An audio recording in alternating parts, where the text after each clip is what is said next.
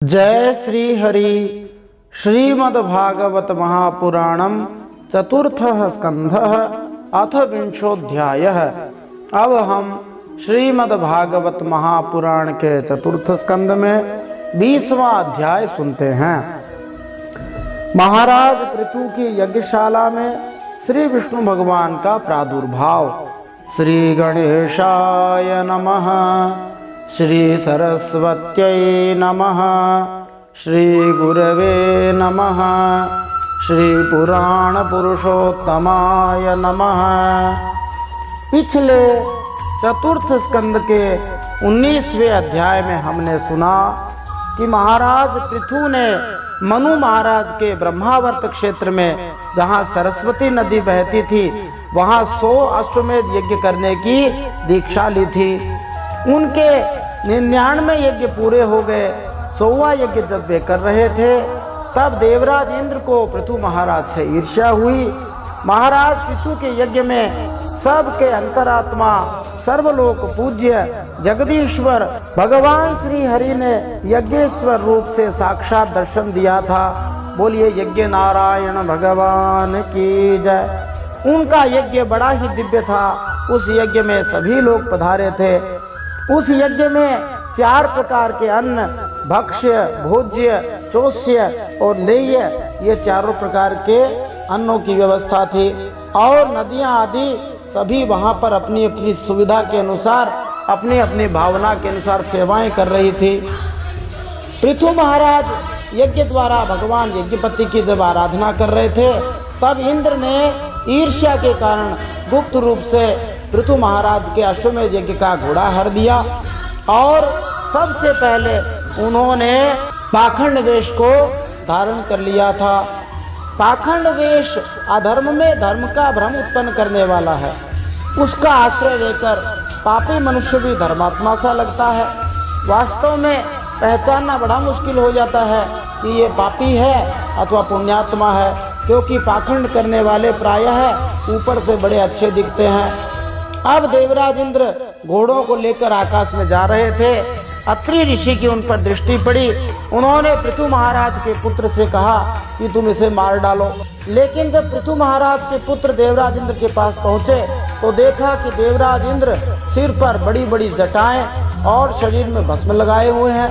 तो उन्होंने सोचा ये तो साक्षात मूर्तिमान धर्म है, कोई बहुत बड़े महात्मा है, इसलिए उन पर बाण नहीं छोड़ा, वापस आ गए। जब अत्रि ऋषि को यह पता लगा कि इन्होंने तो इंद्र को मारा नहीं, वापस पृथु कुमार को भेजा। पृथु कुमार क्रोध में भर गए और देवराज इंद्र जो इतने शक्तिशाली हैं वे उन पृथु कुमार को देखते ही वो वेश और घोड़ा दोनों छोड़ के वहां से भाग गए। जो अन्यायी होता है, पापी होता है, वह सभी से डरता रहता है। देवराज इंद्र ने जब पाप किया तो वो भी डर गए, नहीं तो वो सबको जीतने वाले हैं। अब जब घोड़े को जीत कर ले आए तो पृथु कुमार का नाम विजिताश्व हो गया। उन्होंने उस घोड़े को चशाल में बांध दिया और फिर इंद्र ने दूसरी बार घोर अंधकार फैलाकर उसमें छिपकर उस घोड़े को उसकी सोने की जंजीर समेत चुराने का काम किया। फिर से चोरी की। अत्रि मुनि ने फिर से उन्हें देखा। इस बार देवराज इंद्र ने फिर से पाखंड फैलाया और अपने हाथ में कपाल और खटवांग लेकर आए थे। ऐसा देखकर पृथु कुमार ने उनके मार्ग में कोई बाधा नहीं डाली। उन्होंने फिर सोचा कि ये कोई महात्मा है। देवराज इंद्र ने जब इस पाखंड का प्रयोग किया उससे पहले तो बड़े अच्छे अच्छे महात्मा थे जो जटाजूट और शरीर पर भस्म लगाए होते थे, कपाल और खटवांग धारण किए रहते थे। लेकिन इंद्र ने ही पाखंड रूप में इनका प्रयोग शुरू किया। तभी से लेकर जो भी पाखंड का आश्रय लेता है वो इन चीजों का आश्रय अवश्य लेता है। पृथु कुमार को फिर से जब अत्रि ऋषि ने उकसाया, उन्होंने बाण चलाया तो देवराज इंद्र फिर से उस वेश और घोड़े को छोड़कर अंतर्धान हो गए। उस निंदित वेश को माने कपाल और खटवांग और जटाजूट शरीर में भस्म धारण किए हुए वेश को मंदबुद्धि मनुष्यों ने पाखंड फैलाने के लिए ले लिया। तो इंद्र ने घोड़े को हरण करने के लिए जो जो रूप धारण किए थे वे सब पाखंड कहलाए। पाखंड शब्द का अर्थ होता है पाप के खंड, खंड का अर्थ होता है चिन्ह। पापस्य खंड है पाखंड है। जिसमें पाप का चिन्ह हो वह पाखंड है। और सीधा भाषा में कहें तो जो दूसरे को ठगने का सोचे उसको पाखंड कहा जाता है। विश्व में नास्तिक मत का आरंभ देवराज इंद्र ने ही किया था। उन्होंने कभी नग्न वेश धारण किया, कभी रक्तांबर लाल कपड़े पहनकर आए, कभी हाथ में कपाल लेकर आए। इस प्रकार के पाखंड पूर्ण आचार उन्होंने किए। उनको देखकर प्रायः मनुष्यों की बुद्धि मोहित हो ही जाती है।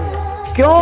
क्योंकि ये नास्तिक मत देखने में बड़े सुंदर लगते हैं, बड़ी बड़ी युक्तियों से अपने पक्ष का समर्थन भी करते हैं। वास्तव में ये नास्तिक धर्म नहीं है, ये उपधर्म मात्र हैं।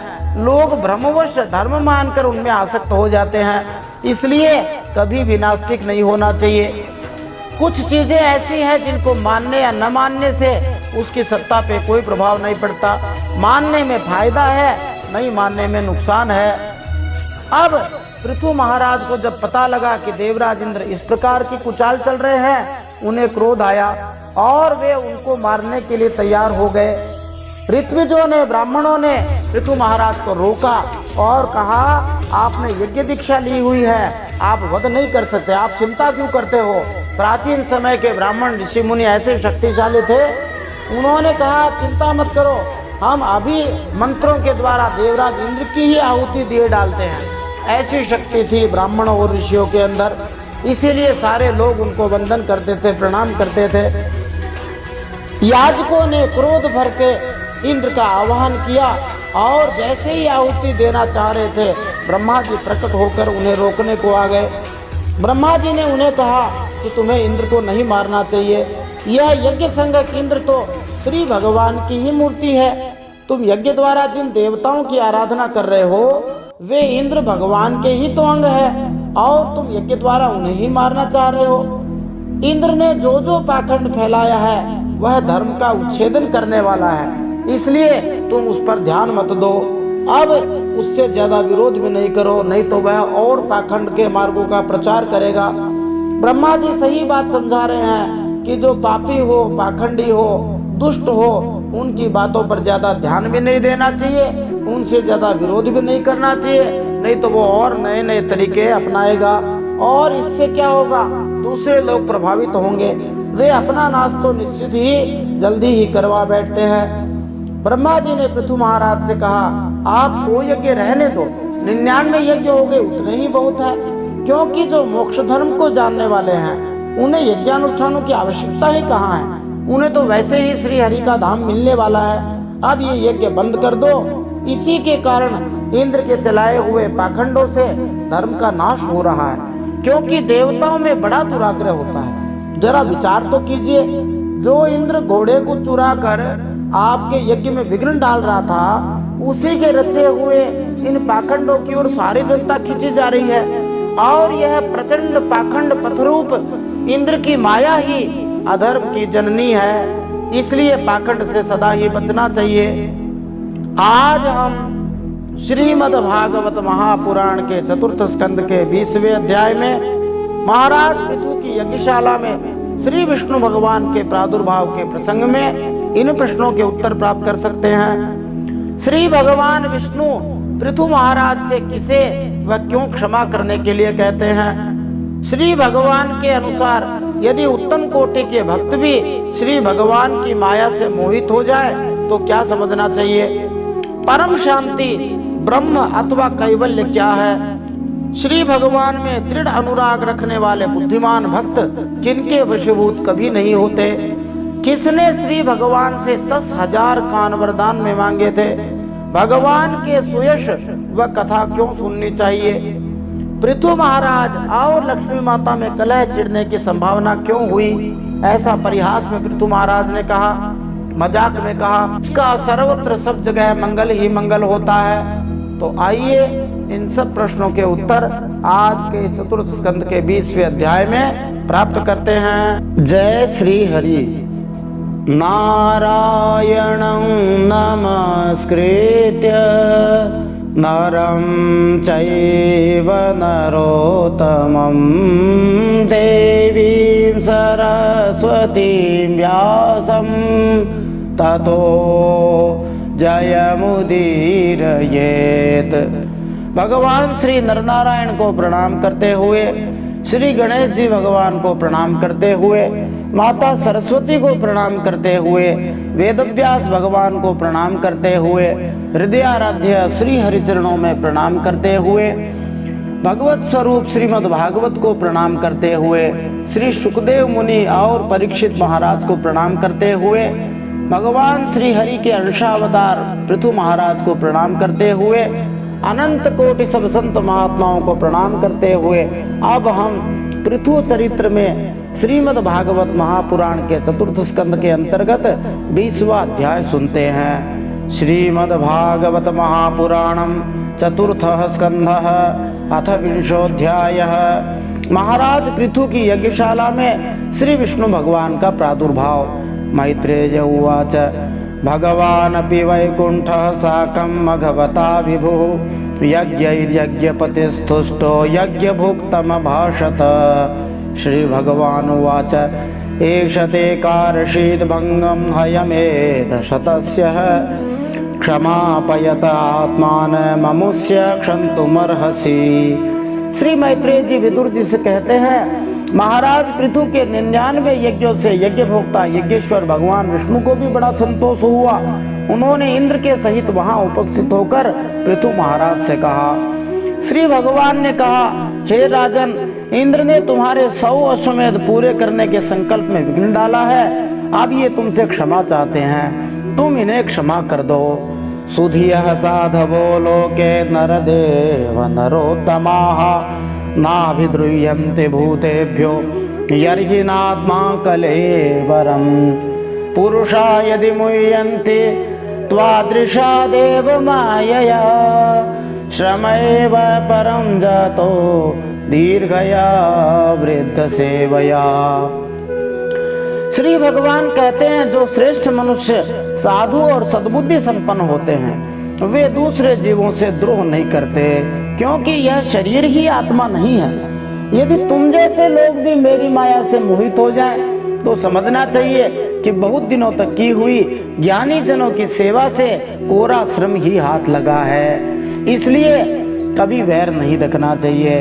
अतः कायमिमं विद्वान् विद्या काम कर्मभिः आरब्ध इति नैवास्मिन् प्रतिबुद्धोऽनुसज्जते असंसक्तः शरीरेऽस्मिन् नमुनोत्पादिते गृहे अपत्ये द्रविणे वापि कः कुर्यान् ममतां बुधः। ज्ञानवान मनुष्य इस शरीर को अविद्या, वासना और कर्मों का ही पुतला समझकर इसमें आसक्त नहीं होता। इस प्रकार जो इस शरीर में ही आसक्त नहीं है, वह ज्ञानी मनुष्य इस शरीर से उत्पन्न हुए घर, पुत्र और धन आदि में भी ममता नहीं रख सकता है। एकः शुद्धः स्वयं ज्योतिर निर्गुणो सौगुणाश्रयः सर्वगुणावृतः साक्षी निरात्मात्मात्मनः परः य एवं सन्तमात्मानमात्मस्थं वेद पुरुषः नाज्यते प्रकृतिस्थोऽपि तद्गुणैः समयि स्थितः। यह आत्मा एक शुद्ध स्वयं प्रकाश, निर्गुण, गुणों का आश्रय स्थान, सर्वव्यापक, आवरण शून्य, सबका साक्षी एवं अन्य आत्मा से रहित है, अतएव शरीर से भिन्न है। जो मनुष्य इस देह में स्थित आत्मा को इस प्रकार शरीर से भिन्न जानता है, वह प्रकृति से संबंध रखते हुए भी उसके गुणों से लिप्त नहीं होता, क्योंकि उसकी स्थिति मुझ परमात्मा में रहती है। यह स्वधर्मेण माम नित्यं निराशीः श्रद्धयान्वितः भजते शनकैस्तस्य मनोराजन् प्रसीदति परित्यक्त गुणः सम्यक् दर्शनो विशदाशयः शान्तिं मे समवस्थानं ब्रह्म कैवल्यमश्नुते उदासीनमिवाध्यक्षं द्रव्यज्ञान क्रियात्मनां कूटस्थमिममात्मानं यो वेदाप्नोति शोभनम्। जो मनुष्य किसी प्रकार की कामना न रखकर अपने वर्ण आश्रम के धर्मों द्वारा नित्य प्रति श्रद्धा पूर्वक मेरी आराधना करता है, उसका चित्त धीरे धीरे शुद्ध हो जाता है। जैसे ही चित्त शुद्ध होता है उसका विषयों से संबंध नहीं रहता और उसे तत्व ज्ञान की प्राप्ति हो जाती है। फिर तो यह मेरी समता रूप स्थिति को प्राप्त कर जाता है। यही परम शांति ब्रह्म अथवा कैवल्य है। इसके नाम अलग अलग हैं। उसी को शांति कहते हैं, उसी को ब्रह्म कहते हैं, उसी को कैवल्य कहते हैं। जो मनुष्य यह जानता है कि शरीर, ज्ञान, क्रिया और मन का साक्ष्य होने पर भी कूटस्थ आत्मा उनसे निर्लिप्त रहता है, वह कल्याणमय मोक्ष पद प्राप्त कर लेता है। भिन्नस्य लिंगस्य गुणा प्रवाहो द्रव्य क्रिया कारक चेतनात्मनः दृष्टासु संपत्सु विपत्सु सूरयो न विक्रियन्ते मयि बद्ध सौहृदा। भगवान श्री हरि पृथु महाराज से कहते हैं, गुण प्रवाह रूप आवागमन तो भूत, इंद्रिय, इंद्रियाभिमानी देवता और चिदाभास इन सब की समष्टि रूप परिच्छिन्न लिंग शरीर का ही हुआ करता है। इसका सर्वसाक्षी आत्मा से कोई संबंध नहीं है। मुझ में दृढ़ अनुराग रखने वाले बुद्धिमान भक्त संपत्ति और विपत्ति प्राप्त होने पर भी कभी हर्ष, शोक आदि विकारों के वशीभूत नहीं होते।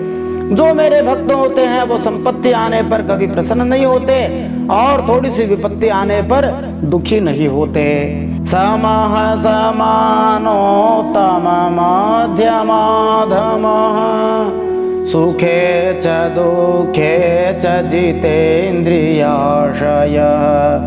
मयोपकृताखिललोकसंयुतो विधात्स्ववीराखिललोकरक्षणम्। इसलिए हे वीरवर, तुम उत्तम, मध्यम और अधम मनुष्यों में समान भाव रखकर सुख दुख को भी एक सा समझो और मन इंद्रियों को जीतकर मेरे ही द्वारा जुटाए हुए मंत्री आदि समस्त राजकीय पुरुषों की सहायता से संपूर्ण लोकों की रक्षा करो।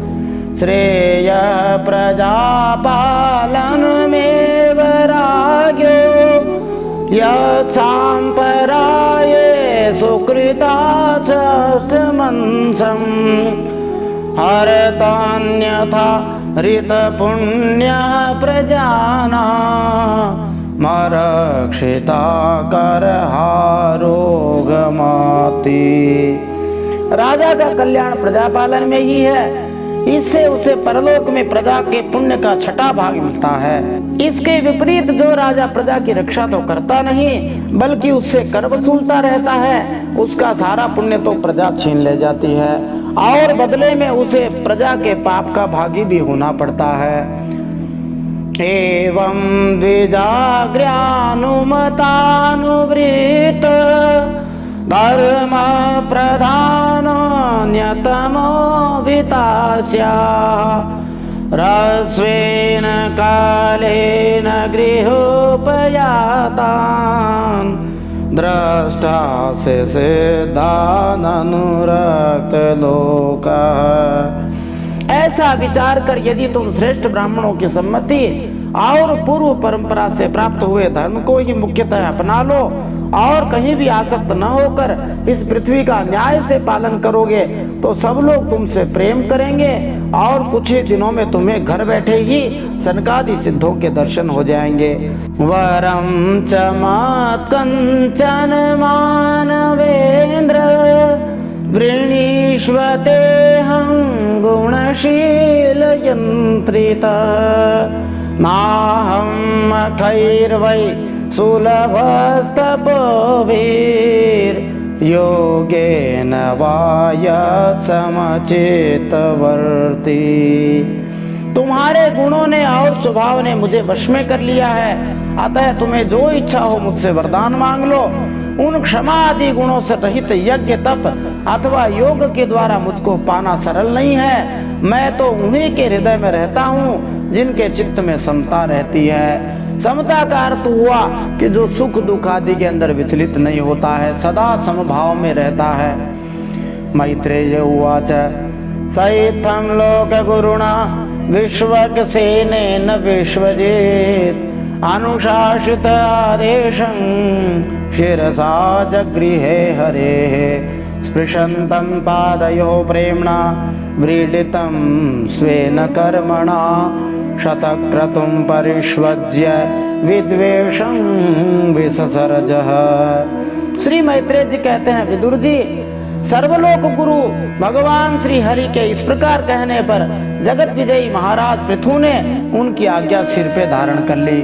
देवराज इंद्र अपने कर्म से लज्जित हुए, उनके चरणों पर गिरना ही चाहते थे कि राजा ने उन्हें प्रेम से गले लगा लिया और उनके मनोमालिन्य को निकाल दिया। एक भक्त ऐसा ही करता है, सबको क्षमा करता रहता है। भगवान अथ विश्वात्मा पृथुनो परितार्हणः समुज्जिहानया भक्त्या गृहीत चरणाम्बुजः प्रस्थानाभिमुखोऽप्येन मनोग्रह विलंबितः पश्यन् पद्मपलाशाक्षो न प्रतस्थे सुहृत्सताम्।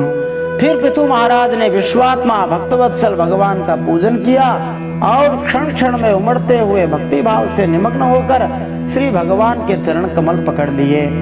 श्री हरि वहां से जाना चाहते थे, किंतु पृथु के प्रति जो उनका वात्सल्य भाव था, वात्सल्य भाव वह होता है जिस प्रकार एक गाय अपने बछड़े को प्रेम से चाटती है, जिस प्रकार एक माँ अपने बच्चे को वत्सल भाव से प्रेम करती है, वैसे ही भगवान अपने बच्चों से, अपने प्यारे भक्तों से वात्सल्य भाव से प्रेम करते हैं। भगवान हमारी सदा सदा की माता हैं। तो पृथु महाराज के प्रति श्री भगवान का जो वात्सल्य भाव था, उसने उन्हें रोक लिया। भगवान को रोकने का यही उपाय है, उनसे प्रेम करना। वे अपने कमल दल के समान नेत्रों से उनकी ओर देखते ही रह गए, वहां से जा न सके।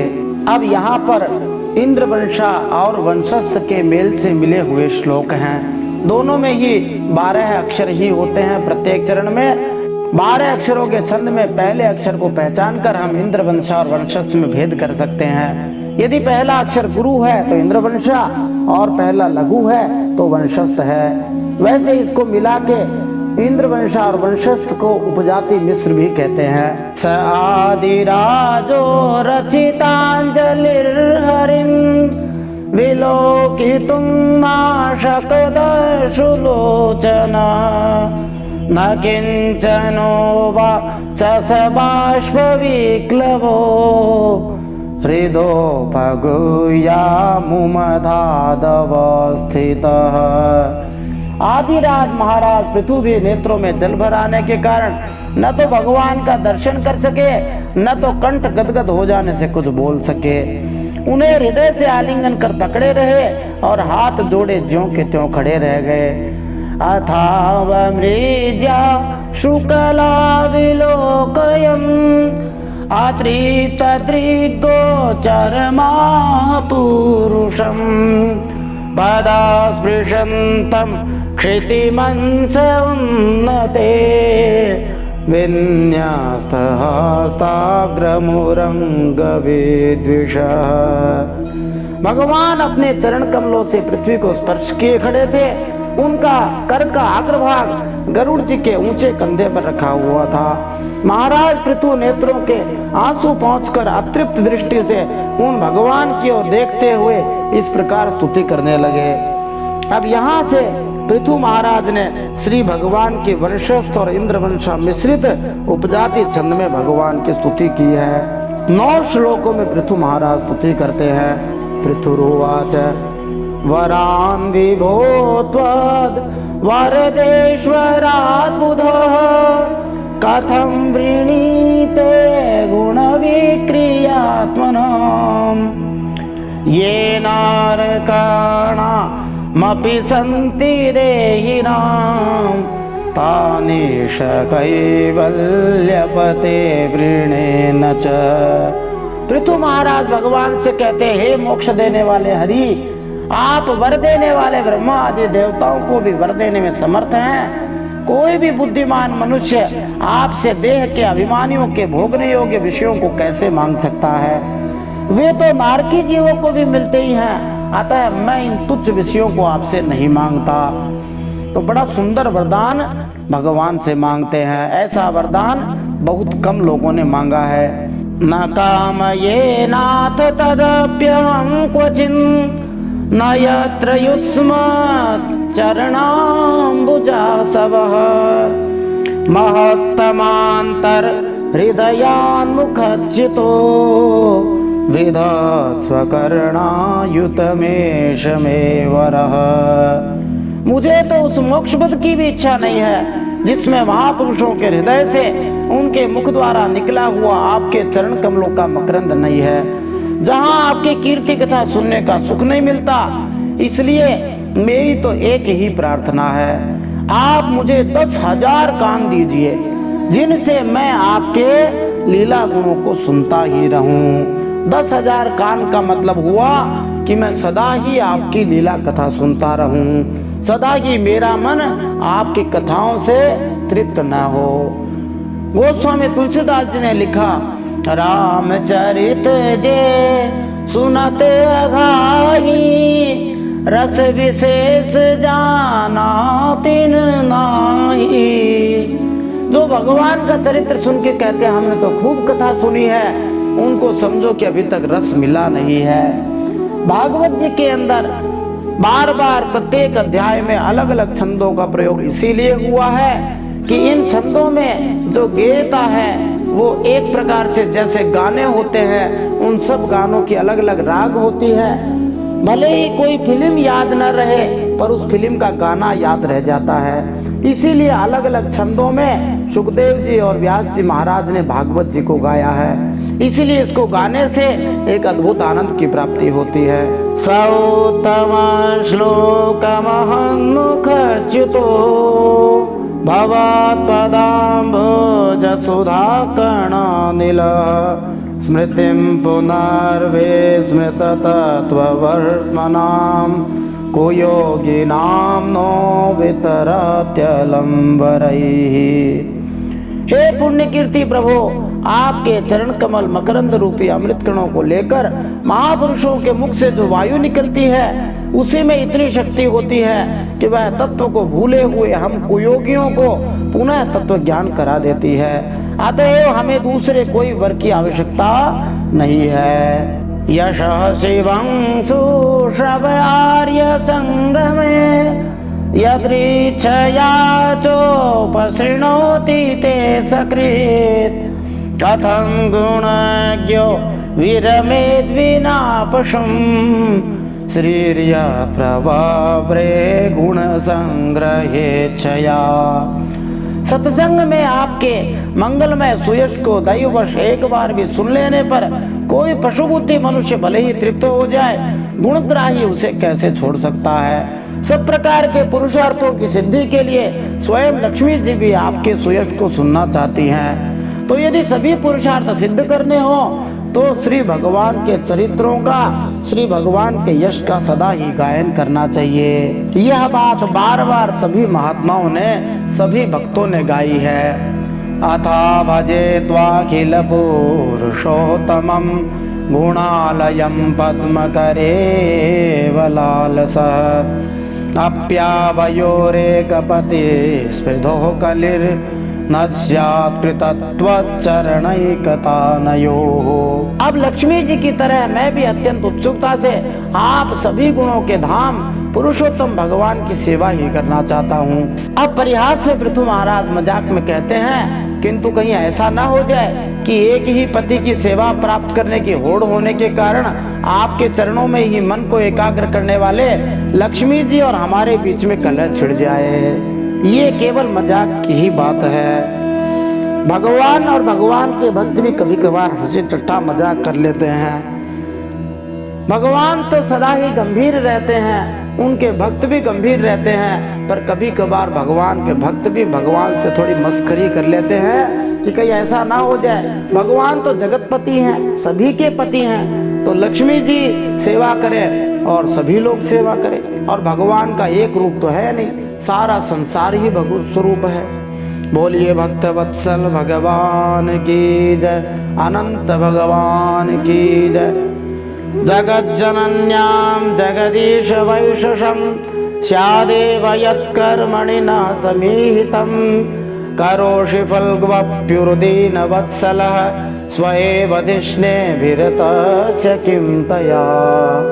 जगत जननी लक्ष्मी जी के हृदय में मेरे प्रति विरोध होने की संभावना तो है ही, क्योंकि जिस आपके सेवा कार्य में उनका अनुराग है उसी के लिए मैं भी तो लालायित हूँ। किंतु आप तीनों पर दया करते हैं, उनके तुच्छ कर्मों को भी बहुत बड़ा करके मानते हैं। इसलिए मुझे आशा है कि हमारे झगड़े में भी आप मेरा ही पक्ष लेंगे। कैसा बढ़िया मजाक कर रहे हैं आप, तो अपने स्वरूप में ही रमण करते हैं, आपको भला लक्ष्मी जी से भी क्या लेना है। भजन्त्यथ त्वामतएव साधवो व्युदस्तमाया गुण विभ्रमोदयम् भवत्पदानुस्मरणाधृते सतां निमित्तमन्यद् भगवन्न विद्महे। इसी से निष्काम महात्मा ज्ञान हो जाने के बाद भी आपका भजन करते हैं। आप में माया के कार्य अहंकार आदि का सर्वथा अभाव है। भगवान, मुझे तो आपके चरण कमलों का निरंतर चिंतन रहने के सिवाय सत्पुरुषों का कोई और प्रयोजन ही नहीं जान पड़ता। सत्पुरुष लोग सदा ही भगवान को याद करते रहते हैं। मन्ये गिरं ते जगतां विमोहिनीं वरं वृणीष्वेति भजन्तमाथयत् वाचानुतन्त्या यदि ते जनोसिता कथं पुनः कर्म करोति मोहितः। मैं भी बिना किसी इच्छा के आपका भजन करता हूँ। आपने जो मुझसे कहा कि वर मांग, सो आपकी इस वाणी को तो मैं संसार को मोह में डालने वाली ही मानता हूँ। यही क्या, आपकी वेद रूपा वाणी ने भी तो जगत को बांध रखा है। यदि उस वेदवाणी रूप रस्सी से लोग बंधे न होते तो वे मोहवश सकाम कर्म क्यों करते। जो भगवान का निष्काम भाव से भजन करते हैं वे बहुत ऊंची श्रेणी के होते हैं, लेकिन सकाम भाव से भी करते हैं उनको भी भगवान वरदान देते हैं। ये मोह में डालने के लिए ही वरदान देते हैं, परीक्षा लेने के लिए। बाकी जिसकी जैसी कामना हो उसको भगवान पूरा अवश्य करते हैं, बस भगवान में लगना पड़ेगा। त्वन्मायया जनईश खंडितो यदन्यदाशास्तरिता त्वनो बुध यथा चरेद बालहितं पिता स्वयं तथा त्वमेवार्हसि नः समीहितुम्। आपकी माया से ही मनुष्य अपने वास्तविक स्वरूप आपसे विमुख होकर अज्ञानवश अन्य स्त्री पुत्रादि की इच्छा करता है। फिर भी जिस प्रकार पिता पुत्र की प्रार्थना की अपेक्षा न रखकर अपने आप ही पुत्र का कल्याण करता है, वैसे ही आप भी हमारी इच्छा की अपेक्षा न करके हमारे हित के लिए स्वयं ही प्रयत्न करें। जो ठीक लगे वो दें, ये बहुत बढ़िया बात है। भक्त लोग बड़े सयाने होते हैं। मैत्रेय उवाच इत्यादि राजेन नुतस्स विश्वदृक् तमाह राजन् मयि भक्तिरस्तु ते धिष्ठे दृशि धीर्मयि ते कृतायया मायां मदीयां तरति स्म दुस्त्यजाम्। श्री मैत्रेय जी कहते हैं, आदिराज पृथु के इस प्रकार स्तुति करने पर सभी के साक्षी भगवान श्री हरि ने उनसे कहा, राजन तुम्हारी मुझ में भक्ति हो, बड़े सौभाग्य की बात है कि तुम्हारा चित्त इस प्रकार मुझ में लगा हुआ है। ऐसा होने पर तो मनुष्य सहज में ही मेरी उस माया को पार कर लेता है जिसको छोड़ना या जिसके बंधन से छूटना अत्यंत कठिन है। तत्त्वं कुरु मयादिष्टमप्रमत्त प्रजापते मदादेश करो लोक सर्वत्राप्नोति शोभनम्। मैत्रेय उवाच इति वैन्यस्य राजर्षेः प्रतिनन्द्यार्थवद्वच पूजितोऽनुगृहीत्वैनं गन्तुं चक्रेच्युतो मतिम्। अब तुम सावधानी से मेरी आज्ञा पालन करते रहो। हे नरेश, जो मनुष्य मेरी आज्ञा का पालन करता है उसका सर्वत्र मंगल होता है। श्री मैत्रेय जी कहते हैं, विदुर जी, इस प्रकार भगवान ने राजर्षि पृथु के सारगर्भित वचनों का आदर किया। फिर पृथु महाराज ने श्री भगवान की पूजा की और भगवान उन पर सब प्रकार कृपा कर वहां से चलने को तैयार हुए। देवर्षि पितृगंधर्व सिद्धचारण पन्नगाः किन्नराप्सरसो मर्त्याः खगा भूतान्यनेकशः यज्ञेश्वर धिया राज्ञा वाग्विद्धांजलि भक्तितः सभाजिता ययुः सर्वे वैकुंठानुगतास्ततः। पृथु महाराज ने वहां जो देवता, ऋषि, पितर, गंधर्व, सिद्ध, चारण, नाग, किन्नर, अप्सरा मनुष्य और पक्षी आदि अनेक प्रकार के प्राणी एवं भगवान के पार्षद आए थे। उन सभी का भगवत बुद्धि से भक्ति पूर्वक वाणी और धन के द्वारा हाथ जोड़कर पूजन किया। इसके बाद वे सब अपने अपने स्थानों को चले गए। जिन भगवान की ऐसी महिमा है कि जहाँ भगवान प्रकट होते हैं वहाँ देवता, ऋषि, पितर, गंधर्व सब लोग भगवान का दर्शन करने आते हैं। ऐसे भगवान का यदि भजन किया जाए तो उस पर देवता, पितर, ऋषि, गंधर्व सबकी कृपा क्यों न हो जाएगी। सभी मनुष्य उस पर कृपालु हो जाएंगे। बस भजन की शुरुआत करने की देरी है। भगवान अपि राजर्षे सोपाध्यायस्य चाच्युतः हरन्निव मनोमुष्य स्वधाम प्रत्यपद्यत अदृष्टाय नमस्कृत्य नृप संदर्शितात्मने अव्यक्ताय च देवानां देवाय स्वपुरं ययौ। भगवान अच्युत भी महाराज पृथु और उनके पुरोहितों का चित्त चुराते हुए अपने धाम को पधारे। फिर अपना स्वरूप दिखाकर अंतर्धान हुए। अव्यक्त स्वरूप देवाधिदेव भगवान श्री हरि को नमस्कार करके राजा पृथु भी अपनी राजधानी में चले आए। इति श्रीमद्भागवते महापुराणे पारमहंस्यां संहितायां चतुर्थस्कन्धे विंशोऽध्यायः श्रीमन्नारायणार्पणमस्तु। इस प्रकार श्रीमद्भागवत महापुराण परमहंसों की संहिता चतुर्थ स्कंद में 20वां अध्याय भगवान श्रीमन्नारायण के चरणों में समर्पित हो।